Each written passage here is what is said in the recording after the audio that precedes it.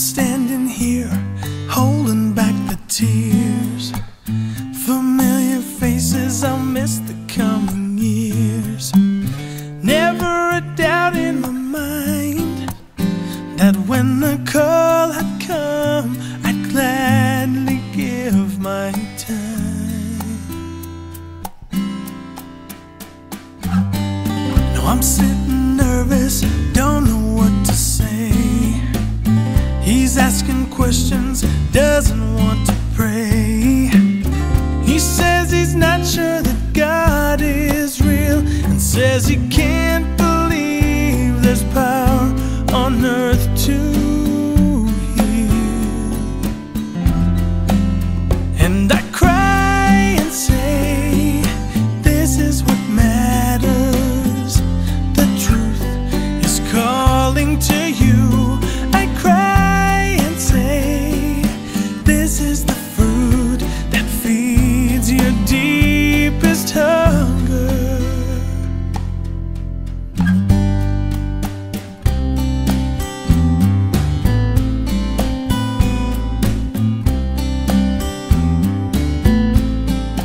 And I cry,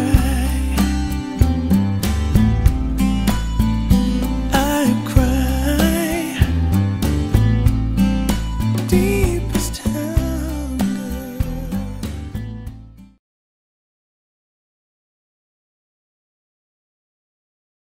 For me, it's like there will be like there are big chance to listen about the gospel. So it's kind of sometimes a big pressure for me, because we have just like 15 minutes to talk about the whole gospel that we know, and to make them understand that there is a God and there is Jesus Christ, and that there is a blessings available for them as well at the temple if they go through the process of preparation to go to the temple. But it's a really interesting opportunity to see that God really prepared people's hearts to listen to the gospel. It's not every time that I will see a person that prepared to listen to the gospel, but there's the times that the people that come over here, they just started to cry. They just feel something different.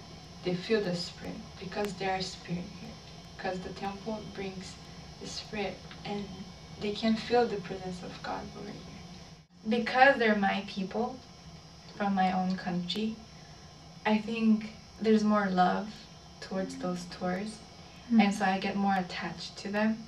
And so when they don't accept it, I'm much more sorrow than the ones that are not my people. Like when they don't have any clue and they don't have any interest, like it breaks my heart so much, and it makes me be depressed for that whole day. It's like, oh, my people are not ready. Like, but I had one CTO, which is like one person who accepted the missionaries. My whole mission, like for 9 months, I had one CTO that was a Korean. And when I had that experience, that was like the happiest experience of all experiences, because it's my own language, my own culture, my own people. One that was recent, was this, how do you say,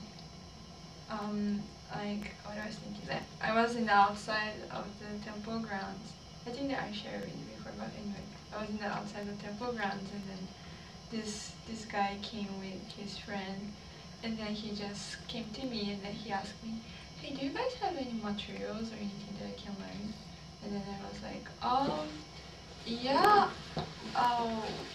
yeah, we have. And like, actually, I'm a missionary, and as a missionary, we give those materials for people that are interested, and we teach them about the gospel of Jesus Christ. And he was like, oh, you know what? I want to be baptized. I was like, what? And he just came in, and then I asked him, do you ever met with a missionary before? And he's like, no. And then I asked him, where are you from? And then he was saying, I'm all around the world. Like, I visited a lot of places and everything. But then He said, I'm now here in Hawaii, in Laie for 5 months, and I just saw the people, the members of the church, and then I went to the church every week, and I just felt something really, really special, different, that I never ever felt before. And then his friend like, yeah, so I just bring him here to meet with you guys, the missionaries. I thought it would be a good idea. So and then it was like a gift from God. I don't know, yeah. But I have one in my proselyting area. I used to serve in Haula, and this guy, he's like in his 50s, late 50s. He had gone through a lot. He lost his leg in an accident. He was diagnosed with cancer, and he was once addicted with alcohol, drugs, and all sorts of things, and he just had a very tough life. And we were actually trying to contact his daughter because his daughter was taught before, but we could never meet his daughter, but we always met him. And so we started to go and talk with him. Like the first few times we went, he was very unfriendly. He was like, get away, I'm busy, get away. Like, he was just very mean. But we just kept going anyways because we were always in that neighborhood, and we would see him like work in the yard and things like that.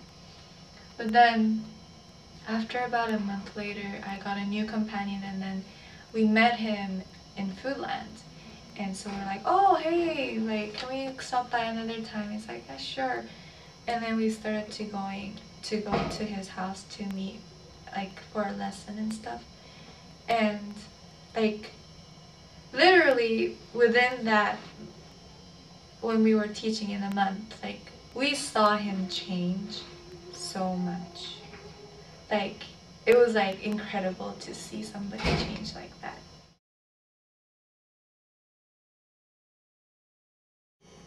Well, being a missionary doesn't mean that you're like perfect, like missionary. It's just you're yourself. But I think it makes you push yourself to be more like Christ. Like, um, like you may make mistakes, but the mistakes that you make are less and less because you're trying to be more like Christ. And so the things that I pray for are different than the ones that I did like before my mission.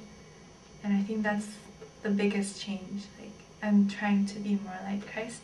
Although I'm too far away and I have a long way to go, like, still you have that, and you're trying more and more and more to be closer to Him.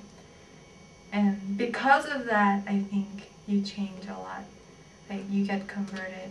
You learn a lot. When you read the scriptures, like, it comes to you more.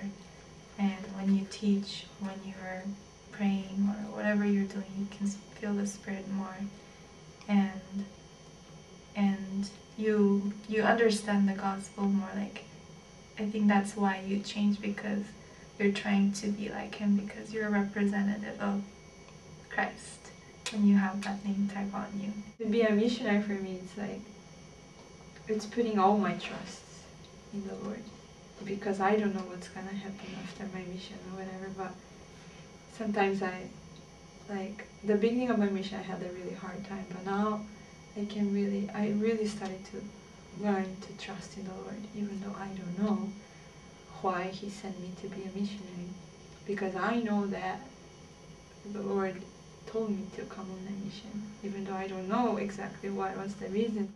For me, it's like, it's me to show my love for the Lord. To do, it's not like it's nothing actually for comparing what the Lord did for me, or what the Lord is doing every day for me, the blessings that I receive every day. Even though I'm a missionary, I'm not paying anything back. I think that I'm having more and more to do to pay back to Him, but I'm just really trying to show my love for my Savior by being a missionary.